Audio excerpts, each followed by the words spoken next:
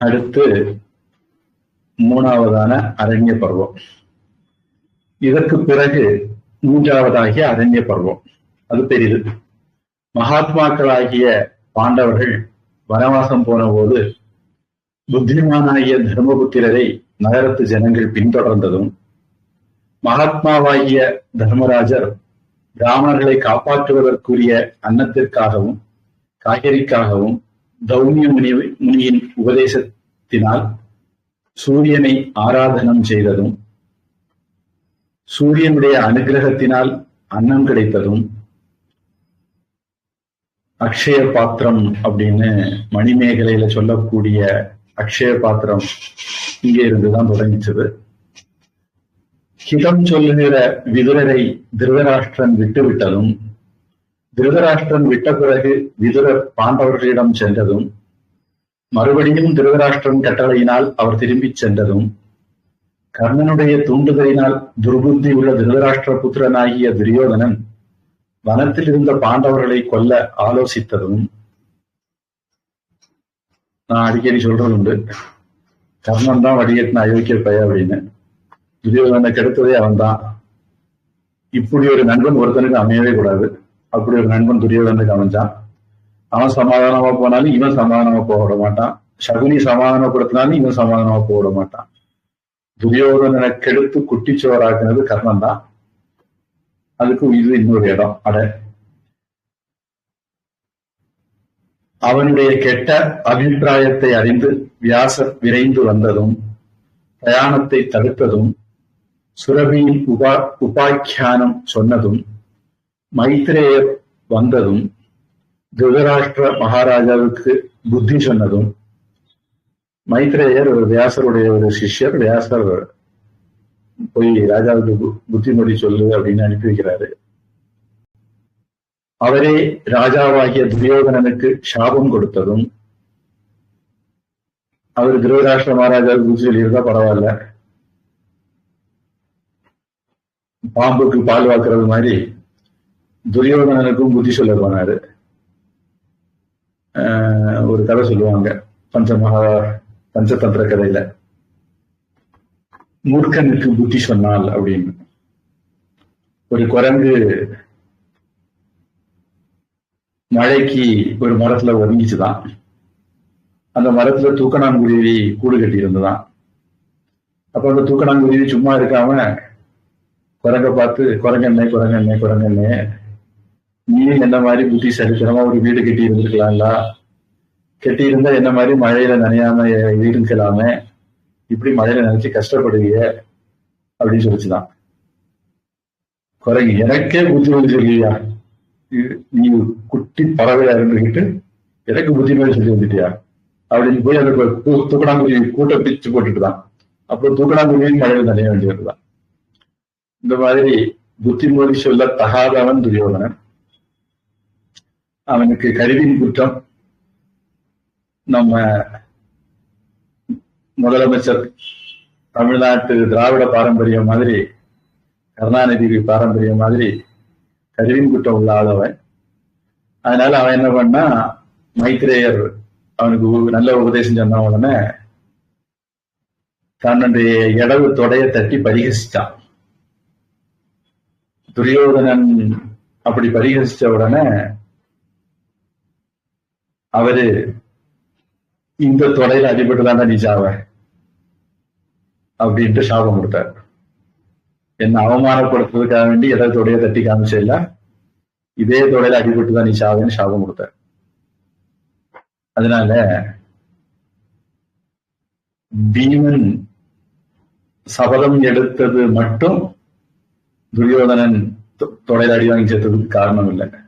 அவன் இப்படி நிறைய சம்பாதிச்சான். இது ஒரு சந்தர்ப்பம். தொடைய காட்டி திரௌபதிய உட்கார சொன்னா, பொதுவா வலது தொடை அப்படிங்கிறது மகளுக்குரியது, இடது தொடை அப்படிங்கிறது மனைவிக்குரியது அப்படின்னு ஒரு சம்பிரதாயம் சனாதன தர்மத்துல. அதனாலதான் பிரதீப மகாராஜா, அதாவது சந்தனுடைய அப்பா, பீஷ்மருக்கு அப்பா சந்தனும், சந்தனுக்கு அப்பா பிரதீபன். அவரு கங்கை கரையில இருக்கும்போது கங்கை வந்து அவருடைய வலது மடியில உட்கார்ந்தாங்களாம். அப்போ பிரதீபன் கிட்ட நீங்க என்ன கெட்டிக்கிடுங்கன்னு சொன்னாங்களாம். பிரதீபன் சொன்னாரா, நீ எனக்கு வலது மடியில வந்து உட்கார்ந்த, அதனால நீ எனக்கு மகளுக்கு சமானம், அதனால நான் உன்னை கெட்ட முடியாது, நீ அதுக்கு போல என் பிள்ளைய கெட்டிக்கோ அப்படின்னு சொன்னாராம். அதுக்கு பிறகுதான் சந்தனு மகாராஜாவை கெட்டினாங்க அப்படின்னு ஒரு கதை இருக்கு. இந்த மாதிரி சில புராணங்கள்ல சில கதைகள் இருக்கு. வலது மடிக்கும் இடது மடிக்கும் முக்கியமான வித்தியாசங்கள், அதுக்கு ஒரு சிக்னிபிகன்ஸ் பராமரிச்சிருக்காங்க. இங்க இவன் நீ என் கொண்டாட்டியாவா அப்படிங்கிற தொனியில இடது தொடையில தட்டுனான், அது உட்கார சொன்னான் துரியோதனன். அப்போ பீமன், அவன் வந்து மூக்கு மேல மீச வச்ச ஆம்பளை, பீமன் தான் பிராக்டிக்கலான மனுஷன் அப்படிங்கிறத நம்ம மகாபாரதத்துல எல்லா இடமும் பார்க்கலாம். கிருஷ்ணனுக்கு அடுத்தது அல்லது கிருஷ்ணனை போல பிராக்டிக்கலான மனுஷன். என்ன இன்னொரு நல்ல குணம், அண்ணன் சொல்லுக்கு அடங்கி போகணும் அப்படின்னு இருந்தான். அதனால அவனுடைய பிரபாவம் அவன் நினைச்ச மாதிரி எல்லா சமயத்திலும் செயல்பட முடியல. அப்ப அவன் அந்த சந்தர்ப்பத்துல நம்ம பல வீடியோ படிக்கும் போது தெரியும், பீமன் தான் சொல்றான், நான் உன் இடது தொடைய உழைப்பேன், அர்ஜுனன் கர்ணனை கொல்லுவான், ஏன்னா கர்ணன் தான் அவளை கூட்டிட்டு வந்து சீதையை உரி அப்படின்னு சொன்னாரு. அர்ஜுனன் கர்ணனை கொல்லுவான், நகுலன் சகுனிய கொல்லுவான் அப்படின்னு எல்லாருக்கும் சேர்த்து அவனே சபதம் எடுத்துட்டான் பீமன்.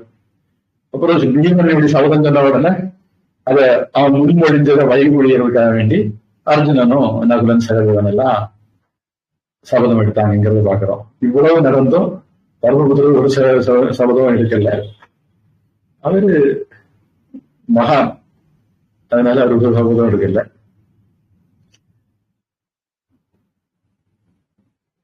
கடைசியில பீமன் துரியோதனுடைய இடத்துடைய அடிச்சு அவனை கொல்றான். அதுக்கு இந்த மைத்ரேய மகரிஷி கொடுத்த சாபமும் ஒரு காரணம். பீமசேனன் யுத்தத்தில் கிருமீரனை கொண்டதும், பொதுவா பீமனுக்குன்னு நிறைய சாதனைகள், ட்ராக் ரெக்கார்டு உண்டு, அர்ஜுனனுக்கும் நிறைய ட்ராக் ரெக்கார்டு உண்டு. இது ரெண்டுமே சாதாரணமா ஜனங்கள் யாருக்கும் தெரியறது இல்லை. அர்ஜுனன் யுத்தம் குருகுலத்துல படிச்சதுல இருந்து அவனுடைய ட்ராக் ரெக்கார்டு ஆரம்பிக்கும். பீமனுக்கு பிறந்ததுல இருந்தே ட்ராக் ரெக்கார்டு ஆரம்பிச்சிடும். பொதுவா பீமன் எங்கேயுமே தோத்ததில்லை, எப்பவுமே ஜெயம்தான். விதிவிலக்கு நகுஷன் அப்படிங்கிற பாம்பு அவனை பிடிச்சது ஒரு சந்தர்ப்பம். ஆஞ்சநேயருக்கு வாழை தூக்கி வச்சது இன்னொரு சந்தர்ப்பம். இந்த 2 சந்தர்ப்பம் மட்டும்தான் பீமன் பலம் பரிசோதிக்கப்பட்ட இடம். மீறி எங்கேயும் பீமனுக்கு கால் தூசுக்கு ஒருத்தர் வர மாட்டாங்க, எல்லாரையும் தூக்கி போட்டு மிதிச்சிருவான். அப்படி பீமனுக்கு ஒரு பெரிய ரெக்கார்டு உண்டு. அதுல இது ஒரு விஷயம். பீமசேனன் யுத்தத்தில் கிருமீரனை கொண்டதும், சகுனியினால் சூதாட்டத்தில் மோசமாக அவர்கள் ஜெயிக்கப்பட்டதை கேட்டு யாதவர்களும் பாஞ்சாலர்களும் ஆகிய யாவரும் வந்ததும், கோபித்துக் கொண்ட கிருஷ்ணனை அர்ஜுனன் சமாதானம் செய்ததும், கிருஷ்ணனிடத்தில் திரௌபதி புலம்பினதும், துக்கத்தினால் வருந்தின அவளை கிருஷ்ணன் தேற்றினதும், சௌபவத சரித்திரமும் மகரிஷியினால் இங்கே சொல்லப்பட்டுள்ளன. இதுல ஒரு கட்டுக்கதை உலகிட்டு இருக்கு. அது கிருஷ்ணன் கிட்ட கேட்டாங்களாம், என்ன இருந்தாலும் நீ போய் சூதாட்டம் நடக்கும்போது காப்பாத்திருக்கலாமே அப்படின்னு. அதனால கிருஷ்ணன் சொன்னாரா, அது அவங்க எனக்கு தெரியாம எல்லா சூதாடணும்னு நினைச்சு ஒழிச்சு வச்சாங்க, என்கிட்ட சொல்லி இருந்தா நான் போய் காப்பாத்திருப்பேன் அப்படின்னு ஒரு கட்டுக்கதை போலது. எனக்கு தெரிஞ்ச அந்த கட்டுக்கதை மகாபாரதத்துல இல்ல.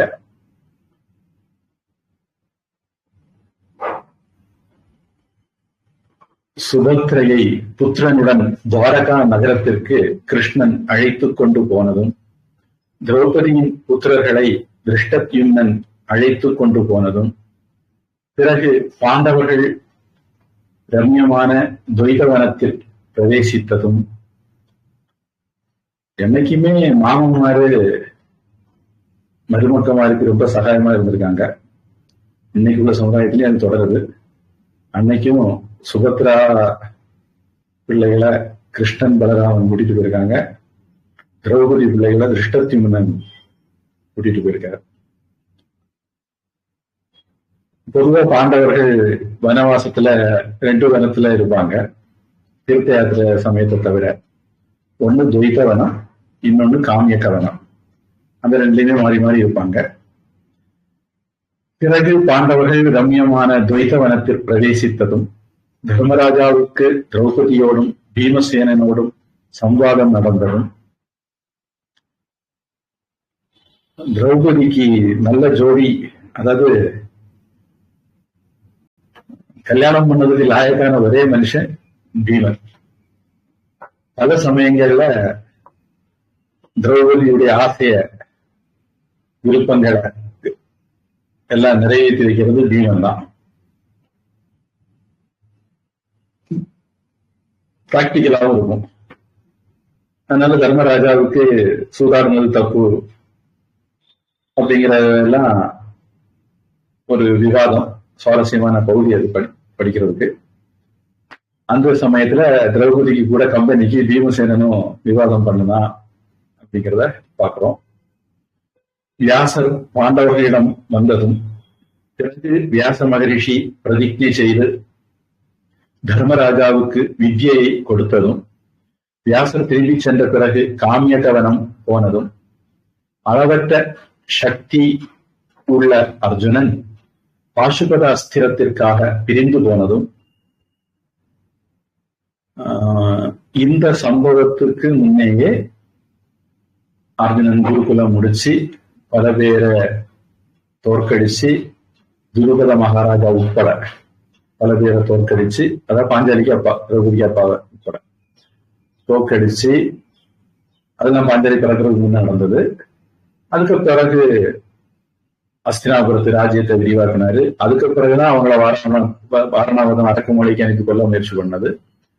அதுக்கு பிறகு இவங்க மண்டபம் கட்டினது, ராஜசூய யாகம் பண்ணணும்னு நினைச்சது. ராஜசூய யாகம்னா சக்கரவர்த்தி அப்படிங்கிற மாதிரி சொல்றது. அதுக்கு அர்ஜுனன் 4 திசைக்கு 4 சகோதரர்களும் போய் திக்விஜயம் நம்ம முன்னாடி பார்த்தோம்.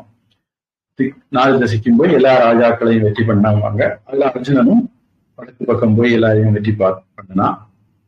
அதனால அவனுக்கு தனஞ்சயன் அப்படிங்கிற பேர் வந்தது, தனத்தை ஜெயித்து வந்ததுனால. இதுவரையிலும் அர்ஜுனன் தான் வில்லுக்கு விஜயன், டாப் மோஸ்டா இருந்துட்டு இருந்தான். திரௌபதி சுயவரத்துல எல்லாரையும் தோக்கடிச்சு போட்டான் அப்படிங்கறத நம்ம ஏற்கனவே பார்த்துட்டோம். அர்ஜுனுடைய ட்ராக் ரெக்கார்டு பாத்தீங்கன்னா எங்கேயும் அவன் சோடைய போனது, அவனை மிஞ்சி யாரும் வந்ததே இல்லை. இதுல இன்னொரு இடம் சித்திரரதன், ஒரு வாரணாவதத்துக்கு பிறகு அங்கார பர்ணன் என்னும் சித்திரரதன் ஒரு சம்பவம் பார்த்தோம். அந்த சித்திரரதனையும் அர்ஜுனன் தோக்கடிச்சான். இப்படி வெற்றி மேல் வெற்றி அப்படிங்கறத அர்ஜுனுடைய ட்ராக் ரெக்கார்டு. அப்படி இருந்த அர்ஜுனன் இப்ப சிவபெருமான் கிட்டேயே போய் பாசுபதாஸ்திரம் வாங்குறான். இனி இப்படி எப்ப சிவபெருமான் கிட்ட போய் அர்ஜுனன் பாசுபதாஸ்திரம் வாங்குவானோ, அதுக்கு பிறகு நாங்க அவனை தேவலோகத்து டெக்னாலஜி எல்லாம் அவனுக்கு கொடுக்குறோம் அப்படின்னு இந்திரன் சொல்லி இருப்பான். இந்த சம்பவத்துக்கு பிறகு அர்ஜுனன் தேவலோகத்துக்கு போய் தேவலோகத்திலையும் வித்த கத்துக்கிட்டான். இந்த மகாபாரத கதாபாத்திரங்கள்ல பீஷ்மர் மட்டும்தான் தேவலோகத்துல வித்த படிச்சவர். அதாவது ஆக்ஸ்போர்டு கேம்பிரிட்ஜ்ல படிச்சவர்னு சொன்னா இந்த காலத்துல உள்ள நாகரிக சமுதாயத்துக்கு புரியலாம். நம்ம ஒரு பாஷையில சொன்னா தக்ஷசீலம், நாளந்தா அங்கெல்லாம் போய் படிச்சது மாதிரி அர்ஜுனன் தேவலோகத்திலேயே போய் வில்வித்தை படிச்சுட்டு வந்தான். மட்டும் இல்ல, அர்ஜுனன் தபஸ் பண்ணான். அது வேற எந்த கதாபாத்திரத்திட்டையும் கிடையாது.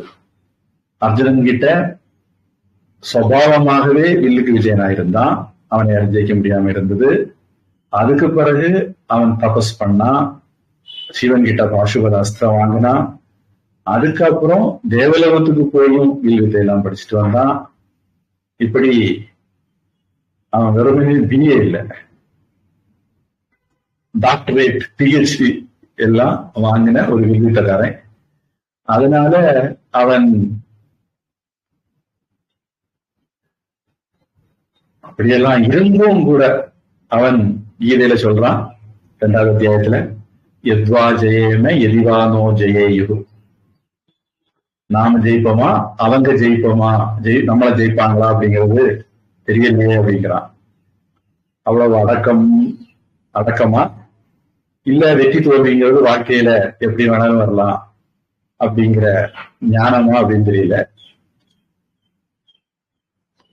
அதனால சண்டை போட மாட்டேன் அப்படின்னு சொன்ன அர்ஜுனன் எப்படிப்பட்ட அர்ஜுனன் தெரியாம பகவத்கீதை புரியாது.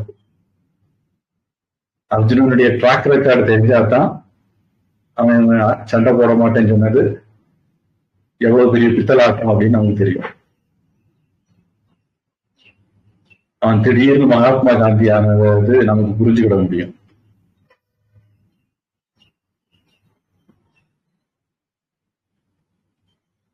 அப்போ அளவற்ற சக்தி உள்ள அர்ஜுனன் பாசுபதாஸ்திரத்திற்காக பிரிந்து போனதும், அவன் வேட வேஷம் பூண்ட ஈஸ்வரனோடு யுத்தம் செய்ததும், திக்குப்பாலகர்களை கண்டதும், இந்த அர்ஜுனன் சிவன் வேடத்துல வேடனாக இருந்த சிவனோட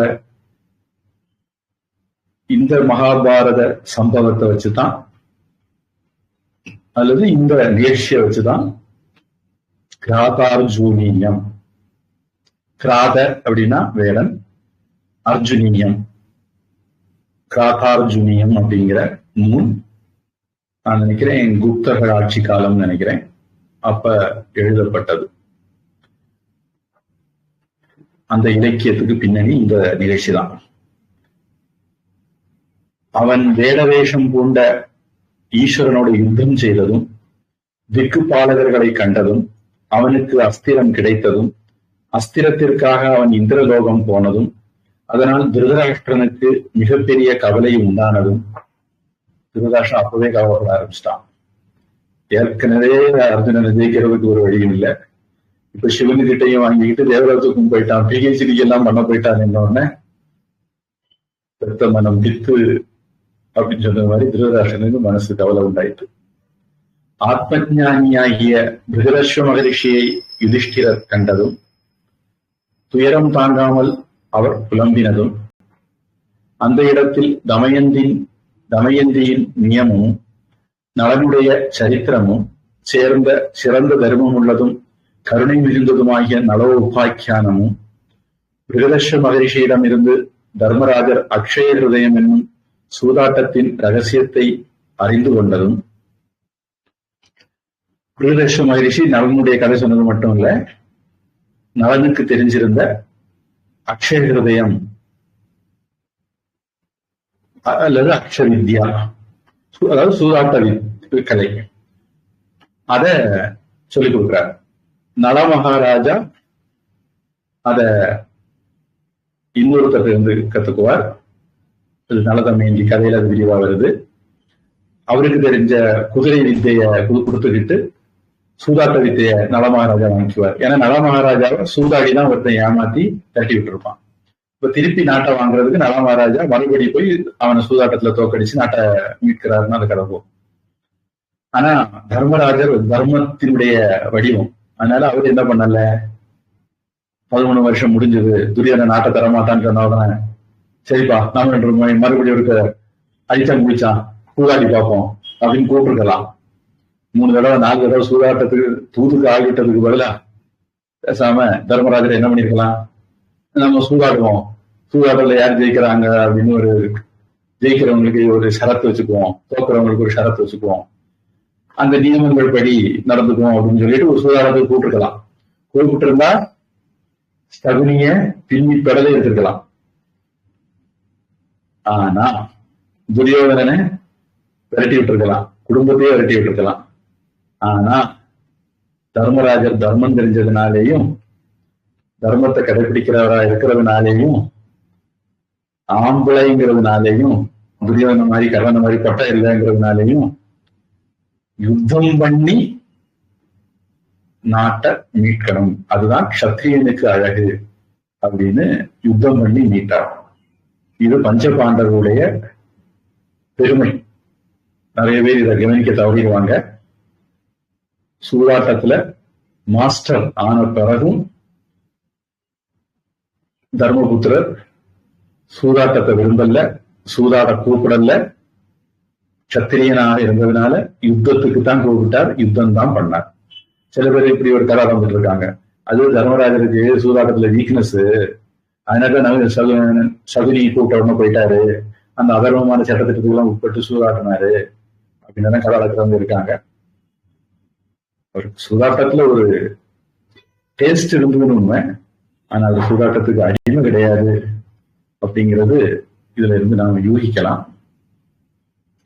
சொர்க்கத்திலிருந்து பாண்டவர்களிடம் லோமச மகரிஷி வந்ததும் வனவாசம் செய்து கொண்டிருந்த மகாத்மாக்களாகிய பாண்டவர்களுக்கு அர்ஜுனன் சொர்க்கத்தில் இருக்கும் சமாச்சாரத்தை லோமசர் சொன்னதும், அர்ஜுனனுடைய சமாச்சாரம் தெரிந்த பிறகு யுதிஷ்டிரர் செய்த தீர்த்த யாத்திரையின் ஆரம்பமும், அதாவது இந்திரன் லோமச மகரிஷி அனுப்பி அர்ஜுனன் வர்றது வரைக்கும் அவனுக்கு டைம் பாஸ் ஆகாது.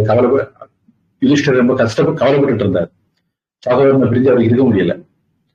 ஒரு தந்தை மாதிரி அல்லது தாய் மாதிரி யுதிஷ்டிரர் சகோதரர்களோட பழகினார். அதனால அர்ஜுனன் இல்லாம அவருக்கு ரொம்ப கவலையில இருந்தார். அந்த இந்திரன் என்ன பண்ணாரு, லோமச மகரிஷி அனுப்பி போய் அவனை சமாதானப்படுத்திக்கிட்டு டைம் பாஸுக்கு தீர்த்தயாத்திரை பண்ண கூட்டிட்டு போங்க அப்படின்னு சொல்லி அனுப்பி விட்டாரு. அப்படி லோமச மகரிஷி வந்து யுதிஷ்டிர அன்போவ தீர்த்த யாத்திரை கூட்டிட்டு போறாரு. அதுதான் இந்த சம்பவம். நாரத மகரிஷி தீர்த்தங்களின் பரிசுத்தையும் பலன்களையும் புலஸ்தியருடைய தீர்த்த யாத்திரையையும் சொன்னதும் ஒரு நல்ல ஒரு பகுதி. இந்தியா முழுக்க எவ்வளவு தீர்த்த ஸ்தலங்கள் இருக்கு, அந்த ஸ்தலங்களுக்கு பின்னாடி உள்ள வரலாறு என்ன, அந்த ஸ்தலங்களுடைய மகிமை என்ன, இதெல்லாம் தெரிஞ்சுக்கிறதுக்கு இந்த பகுதி பயன்படும். மலேசிய வகுப்புல விரிவாக இல்லை, ஆனா லேசா இதை விட கொஞ்சம் விரிவா சொல்லியிருக்கு. மலேசிய மகாபாரதம் வகுப்பு ரெக்கார்டிங்ல பிளேலிஸ்ட்ல சில ரெக்கார்டிங் விடுபட்டு போயிருக்கு. அது எந்த ரெக்கார்டிங் விடுபட்டு போச்சுன்னு தெரியாது. மகாத்மாக்களாகிய பாண்டவர்களின் தீர்த்த யாத்திரையும் கயனனும் ராஜாவினுடைய யஜ்ஞத்தின் சிறப்பும் இதில் சொல்லப்பட்டுள்ளன. அகஸ்திய மகரிஷி வாதாபியை பக்ஷித்ததும் அவர் சந்ததிக்காக லோபாமுத்திரையை மனம் செய்து கொண்டதுமாகிய அகஸ்திய உபாக்கியானமும், சிறு பிராயத்திலேயே ஜிதேந்திரியராக இருந்த ரிஷ்யசுங்கருடைய சரித்திரமும். இந்த ரிஷ்யசுங்கர் தான் ராமாயண ரிஷ்யசுங்கர். ராமருடைய அக்கா சாந்தாவுக்கு வீட்டுக்காரரு, கலைக்கோட்டு மாமுனின்னு தமிழ்ல சொல்லுவாங்க. இவரு ராஜ்யத்துக்குள்ள போன உடனேயே மழை பெய்துட்டுது. அந்த ராஜாவுக்கு மழை பெய்தறதுக்கு ஒரு யாகம் எல்லாம் பண்ணி கொடுக்கறதுக்காண்டி போனாரு. பெரிய தபஸ்வி. அப்படி மழை பெய்து வச்சு கொடுத்ததுனால அந்த ராஜா தசரதற்கு மகளை தத்தெடுத்து சாந்தாவை அந்த ராஜா வளர்த்துட்டு இருந்தார். லோமபாதர் அல்லது ரோமபாதர்னு அந்த ராஜாவுக்கு பேரு. என்னுடைய ஞாபக சக்தி சரியா இருந்தா. அந்த ராஜாவும் தசரதர் ரொம்ப தோஸ்து. அந்த ராஜாவுக்கு பிள்ளை இல்லை, பொம்பளை பிள்ளை இல்லை. இப்ப தசரதர் இந்த பொம்பளை பிள்ளைய நண்பன்கிற முறையில கடன் வாங்கிக்கிட்டாரு. அதனால தசரதருக்கு ஆண்பிள்ளை பிள்ளை இல்லை அப்படிங்கிறதுக்காக வேண்டிதான் அவரு புத்திர காமேஷ்டி பண்ணாரு. பிள்ளை இல்லைங்கிறதுக்காக வேண்டி பண்ணலை அப்படிங்கிறது ஒரு குறிப்பு. அதை போட்ட விட்டுருவாங்க. அந்த இதுல கதையில வரக்கூடிய மகரிஷி ரிஷ்யசுங்கர் தான். என்னுடைய ஞாபக சக்தி சரியா இருந்தா இந்த ரிஷ்யசுங்கர் தான் தசரதருக்கு அஸ்வமேத யாகத்துல உத்தரகாமேஷ்டி யாகம் பண்ணி கொடுக்கிறார். மருமகன் தசரதற்கு சாந்தாவை கட்டினதுனால, மகளை கட்டினதுனால மருமகன் தான் செய்து கொடுப்பார். அந்த கதை. ஜமதக்னியின் புத்திரரும் மகா சக்திமானுமாகிய பரசுராமருடைய சரித்திரமும், அதில் கார்த்தவீரியார்ஜுனனின் ஹேதய தேசத்து மற்ற அரசர்களையும் பரசுராமர் வதம் செய்ததும் வர்ணிக்கப்படுகின்றன. பிரபாச தீர்த்தத்தில் பாண்டவர்களும் யாதவர்களும் சந்தித்ததும், பிருகுபுத்திரராகிய ஷவனமுனி, வருணனுக்கு பிள்ளை பிருகுக்கு பிள்ளை சுக்கராச்சாரியார், பிருகுக்கு பிள்ளைதான் பரசுராமர் பிள்ளைங்கிறது அந்த சந்ததி பரம்பரைங்கிறத சொல்றேன். அந்த பரம்பரையில வந்தவர் தான் ஷவனமுனி. இதை வச்சுதான் செவனப்பிராஷ் அப்படிங்கிற மருந்து ஒண்ணு வித்துட்டு இருக்காங்க. இளமையை காப்பாற்றக்கூடிய மருந்துன்னு. இந்த ஷவனமுனிவர் ரொம்ப முதுமையில இருந்த ஒரு ராஜாவுடைய மகள் விளையாட்டு போக்குல தபஸ்ல இருந்த அவர் புற்று வளர்ந்திருந்தது. அந்த புற்றுக்குள்ள ஒரு குச்சிய விட்டு கண்ணை குத்திட்டா. அதுக்கு பரிகாரமா அந்த பொண்ணு ஷவன மகிழ்ச்சியை கல்யாணம் பண்ணிக்கிட்டா. அவ பேரு சுகன்யா. அந்த சுகன்யா ஷவன மகிழ்ச்சி வரலாறு தான் இந்த இடத்துல வருது. பிருகுபுத்திரராகிய ஷவனமுனி சரியாதி முனிவருடைய யாகத்தில் அஸ்வினி தேவர்களுக்கு சோமபானம் செய்வித்ததையும், அஸ்வினி தேவர்கள் இந்த ஷவனமுனிக்கு யௌவனம் கொடுத்ததையும், யௌவனம்னா இளமை, பற்றிய சுகன்யா உபாக்கியானமும், சுகன்யாங்கிறது அவர் மனைவி, மந்தாதாவென்னும் ராஜாவின் உபாக்கியானமும் இது சொல்லப்பட்டிருக்கின்றன. சோமகன் புத்திர வரம் வேண்டி ஜந்துவென்னும் தன் புத்திரனை பசுவாக செய்து யாகம் செய்ததனால் 100 புத்திரர்களை அடைந்ததை பற்றிய ஜந்து உபாக்கியானமும், அதன் மேல் இந்திரனும் அக்னியும் தர்மதேவதையும் ஷிபி சக்கரவர்த்தியை பரீட்சை செய்த ஷேனக போதியம் என்னும் சிறந்த உபாக்கியானமும், இதுதான் தமிழ்நாட்டுல எல்லாரும் சொல்ற ஷிபி சக்கரவர்த்தி புறா கதை. இது மகாபாரதத்துல இருந்து தலைமுறையா நமக்கு வந்து சேர்ந்திருக்கு. மண்வீதி சோழன், ஷிபி சக்கரவர்த்தி 2 கதையும் தமிழ்நாட்டில் அடிக்கடி சொல்லுவாங்க, பலருக்கும் தெரிஞ்ச ஒரு கதை. மகாத்மாவாகிய அஷ்டவக்ரர் என்னும் பிரம்மரிஷி ஜனகருடைய யாகத்தில் தார்க்கிகரில் சிறந்தவரும் வருணபுத்திரருமாகிய வந்தி என்பவருடன் விவாதம் செய்து அவரை தம் வாதத்தன்மையினால் வென்று, வந்தியினால் சமுத்திரத்தில் அமைத்தப்பட்டிருந்த தம் பிதாவை ஜெயத்தினால் திரும்ப பெற்று கொண்டு வந்ததுமாகிய அஷ்டாவக்ர உபாக்கியானமும், பொதுவா மகாபாரதத்துல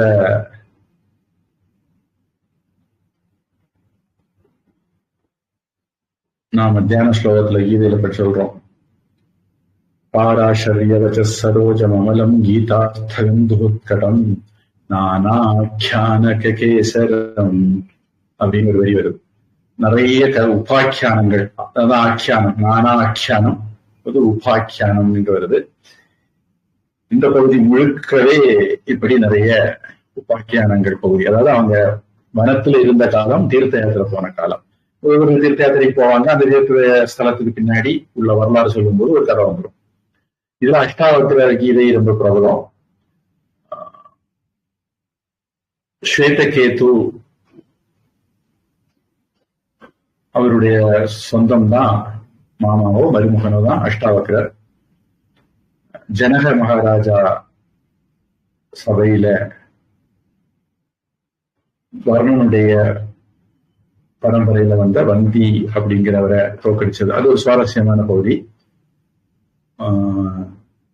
அதுவும் நம்ம மலேசியா மகாபாரதத்துல விரிவா பார்த்திருக்கோம்னு நினைக்கிறேன். அஷ்டாவக்ரர் யாரு அப்படிங்கிறதெல்லாம் நல்ல சுவாரஸ்யமான விஷயங்கள். 8 வக்ரம் இருந்ததுனால, 8 வளைவு இருந்ததுனால, கிருஷ்ணர் வந்து திரிபங்கி சொல்லுவாங்க, 3 வளைவு இருக்கிறதுனால. இவர் 8 வளைவு உடம்புல இருந்ததுனால அஷ்டாவக்ரர்னு பேரு. உருவு கண்டு எள்ளல் வேண்டாம்னு சொல்லுவாங்க. இவரை உருவம் பார்த்து எல்லாரும் எள்ளி நகையாடுனாங்க. அவங்களை எப்படி அவரு தோக்கடிச்சாரு அப்படிங்கிறதெல்லாம் சுவாரஸ்யமான பகுதி, படிக்க வேண்டிய ஒரு பகுதி. யவக்ரீதோ உபாக்கியானமும் மகாத்மாவாகிய ரைப்பியருடைய உபாக்கியானமும் பாண்டவர்கள் கந்தமாதன மலைக்கு யாத்திரை செய்ததும் நாராயண ரிஷியின் ஆசிரமத்தில் வசித்ததும் பலசாலியான இல்ல நாராயண ரிஷி ஆசிரமம் அப்படிங்கிறது அநேகமா பத்ரிநாத் போற வழியில ஒரு சுப்பிரமணியர் கோவில் இருக்கு, முருகன் கோவில் இருக்கு. நிறைய பேர் முருகன் தமிழ்நாட்டுக்கு மட்டும் சொந்தம்னு கூகுட்டைகள் சொல்லிட்டு இருக்கு. பாரதம் முழுக்க முருகன் அது பத்ரிநாத் போற வழியில ஒரு முருகன் கோவில் மலையில இமயமலையிலையும் இருக்கு. அநேகமா கந்தமாதன மலைங்கிறது அதுவா இருக்கலாம், ஆராய்ச்சிக்குரிய விஷயம். நரநாராயண பர்வதம் அப்படின்னு பத்ரிநாத்ல இருக்கு. அது அர்ஜுனன் கிருஷ்ணனுடைய முன்ஜென்மத்து இது அப்படின்னு நரநாராயண ரிஷிகள் தான் அர்ஜுனன் கிருஷ்ணனாக வந்தாங்க அப்படின்னு பல இடங்கள்ல மகாபாரதத்தில் சொல்லப்படுது. சொல்லப்போனா மகாபாரத பிரார்த்தனை முதல் ஸ்லோகத்திலே அப்படி வருது. நாராயணம் நமஸ்கிருத்ய நரஞ்சைவ நரோத்தமம் தெய்வீம் சரஸ்வதீம் வியாசம் அதோ ஜெயம் உதீரையே அப்படின்னு. அநேகமா அந்த நாராயண ரிஷி ஆசிரமங்கிறது அந்த நாராயண மலை பர்வதம் பத்ரிநாத்தில் இருக்கிறது, அதை குறிப்பிடக்கூடியதா இருக்கலாம். அது ஒரு ஆராய்ச்சிக்குரிய விஷயம். பலசாலியான பீமசேனன் திரௌபதியினால் ஏவப்பட்டு கந்தமாதன பர்வதத்திற்கு போகும்போது வழியில் வாழைத்தோட்டத்தின் நடுவில் இருந்த மகா பலசாலியும் வாயுபுத்திரருமான ஹனுமானை கண்டதும் அந்த கந்தமாதனத்தில் செங்கழுநீர் புஷ்பத்திற்காக பீமசேனன் அந்த தடாகத்தை கலக்கினதும் இது திரௌபதிக்காக வேண்டி. திரௌபதி ஒரு உருவ பார்த்துட்டு ஆசைப்பட்டுட்டா உடனே பொண்டாட்டி கேட்டார்னா நிறைவேற்றாம முடியுமா, உடனே பீமசேனன் பூ வைக்க போயிட்டான். இப்படி பீமசேனன் நல்ல புருஷனா இருந்தவன் அப்படிங்கிறது பல சந்தர்ப்பங்கள்ல பார்க்க முடியும். திரௌபதிக்கு ஒண்ணுன்னா உடனே அதை குறைய தீர்த்து வச்சுவான் பீமன். அப்படி ஒவ்வொரு பெண்ணுக்கும் புருஷன் இருந்தா எல்லா பெண்களும் சந்தோஷமா இருப்பாங்க.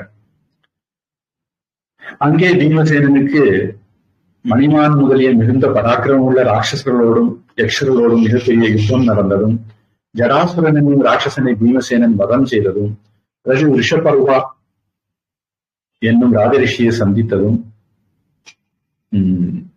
சர்மிஷ்டை அப்படின்னு ஒரு கதை மகாபாரதத்துல வரும். அதாவது யயாதி ராஜா, அவருடைய ஒரு மனைவி பேரு சர்மிஷ்டை. அது இந்த விஷபர்வாங்கிற ராட்சச ராஜாவுடைய மகள். அநேகமா இந்த விஷபர்வாவும் அந்த ராட்சச ராஜான்னு தான் நினைக்கிறேன். அந்த யயாதி விஷபர்வா மகள் சர்மிஷ்டைக்கு பிறந்த பிள்ளைகள்ல இளைய பிள்ளைதான் குரு. யது மூத்த பிள்ளை, தேவயானிக்கு சுக்கராச்சாரியர் மகளுக்கு பிறந்த பையன். அப்புறம் சர்மிஷ்டாவுக்கு பிறந்த பிள்ளைகள்ல கடைசி பிறந்த பிள்ளை குரு. மீதி பிள்ளைகள் எல்லாம் அப்பா சொன்னதை கேட்கல. குரு மட்டும் அப்பா சொன்னதை கேட்டு தன்னுடைய இளமையை யயாதிக்கு கொடுத்தார். அதனால யயாதி ராஜ்யத்தை குருவுக்கு கொடுத்தார். அந்த குரு வம்சத்துல இருந்துதான் பிறகு குரு வம்சம் வந்தது. அப்புறம் பஞ்சபாண்டவர்கள் வந்தது. அதனால ஒரு ராட்சச குலத்து சர்மிஷ்டாவுக்கு பிறந்த மகன்தான் குரு.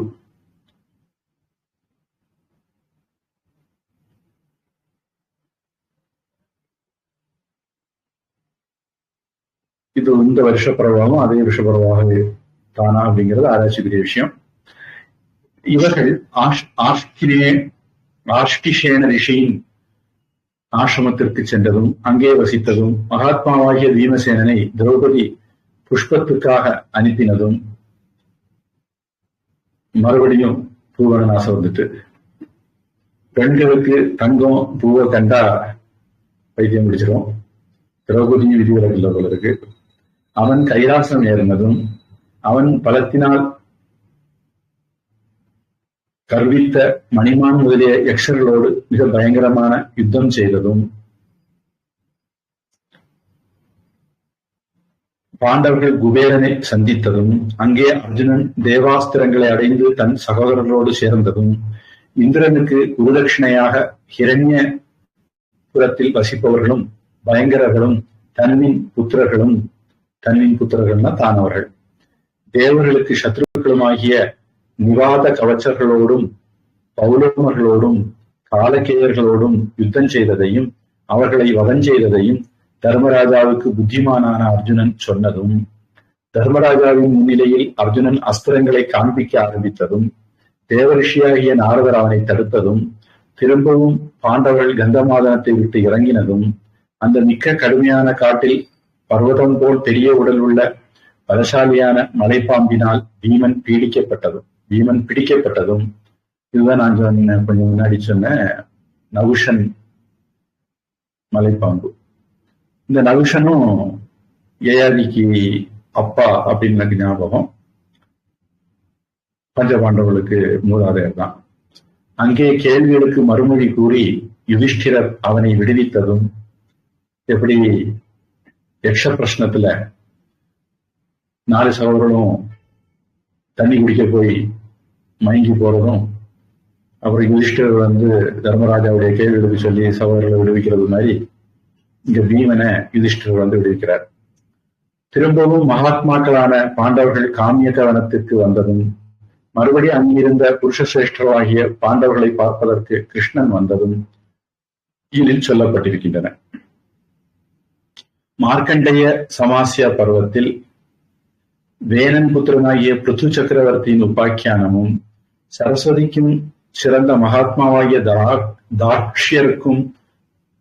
தாக்ஷியர் என்னும் ரிஷிக்கும் நடந்த சம்வாதமும் அதன்பின் மத்ஸ்யோபாக்கியானமும் ஆகிய இந்த உபாக்கியானங்கள் வியாச மகரிஷியினால் பூரணமாக சொல்லப்பட்டிருக்கின்றன.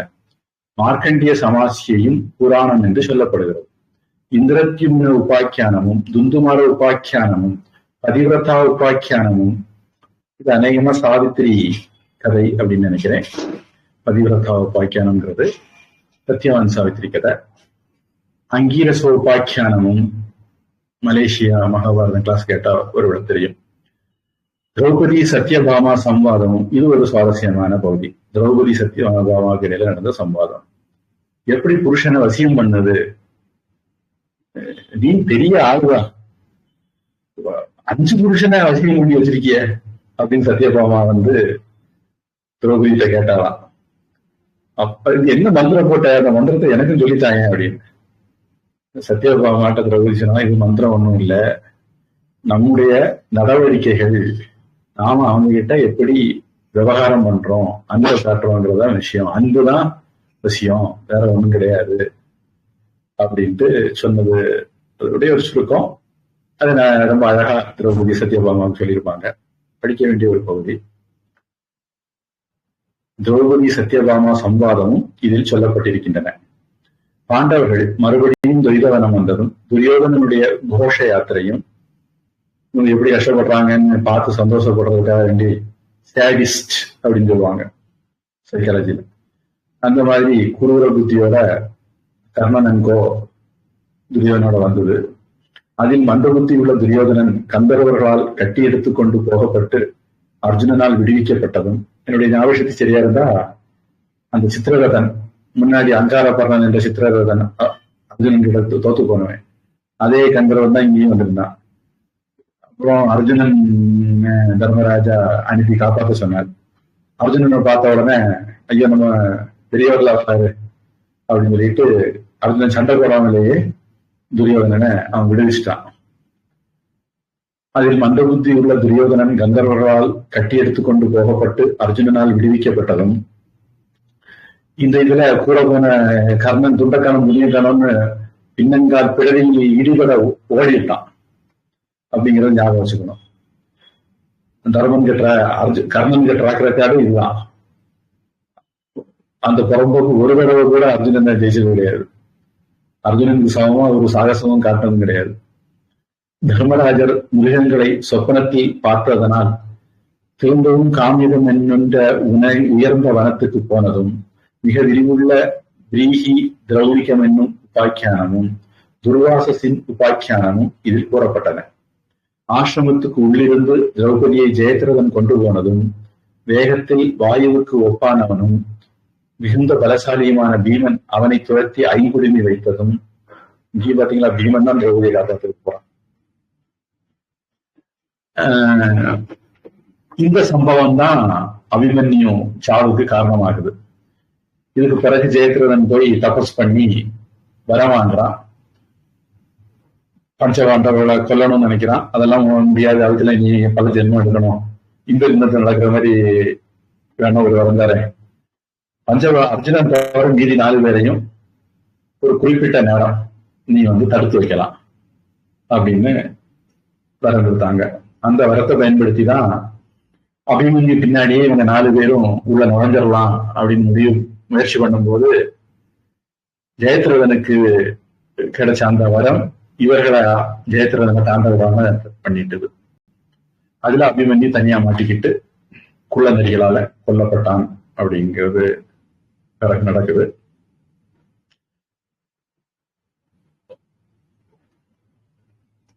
ராமர் பராக்கிரமத்தினால் யுத்தத்தில் ராவண வதம் செய்ததை பற்றிய அதிக விரிவுள்ள ராமாயணம் என்னும் உபாக்கியானமும் மகாபாரதத்துக்குள்ளே ராமாயணம் இருக்கு. அது இந்த இடம்தான். மகாபாரதத்தில் சொல்லப்பட்ட ராமாயணம் தெரியணும்னா இந்த இடம் படிக்கணும். சாவித்திரி உபாக்கியானமும் இங்கே சொல்லப்பட்டன. அப்படின்னா ஒருவேளை அந்த பதிவிரதா உபாக்கியானம் வேறையா இருக்கலாம்.